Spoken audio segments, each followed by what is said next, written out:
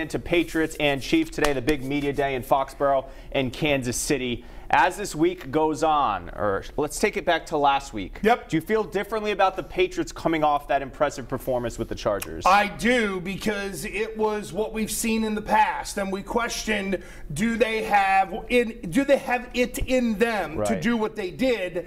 And they showed us that they're capable of it. I know it's Kansas City, I know it's on the road, it's cold, but I think we heard the mantra from Tom Brady after the game. He's embracing the underdog role. Can you be an underdog as an 8-time AFC finalist? Okay, here's the thing, though. If you go back to the last time this whole underdog thing was played with New England, it was when they were in Jacksonville trying to win 3 out of 4, and Rodney Harrison found one guy from like the Sheboygan newspaper who picked against them, and then it became, oh my God, we're underdogs.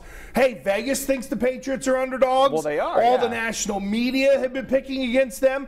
They can actually play the card and it be credible, unlike the BS Rodney was rolling out 15 years ago.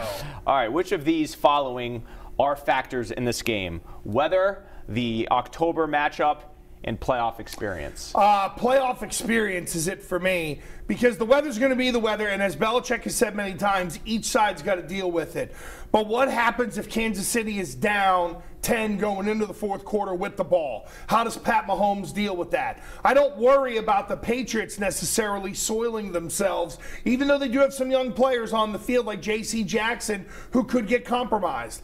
But at the end of the day, the experience also comes into the coaching as well, managing the clock, timeouts. That's where New England in the fourth quarter, they normally have everything buttoned up. We can't say that about Kansas City. Andy Reid prone to have a little coaching clock snafu, if you will. All right, how do the Patriots handle the Chiefs' speed, specifically Tyreek Hill? Well, I think you've got to mix it up. You've got to be physical against them when you can, but you've also got to make sure that no one gets over the top. Look, one of my keys of the game to New England Nation this week is limit those 20-plus yard plays. Really try to cut them out. I'd rather give up, even on 3rd and 15, I'd rather give up 16 yards, keep it in front. Yeah, I know they get the first down, we'd be disappointed, but it's better than 60 over the top going to the house. And we saw that be a big problem in the first game. New England has to cut that out. That's got to be one of their, that and running the ball are really the 2 main keys to this game. We know how good the Chiefs are in the first quarter.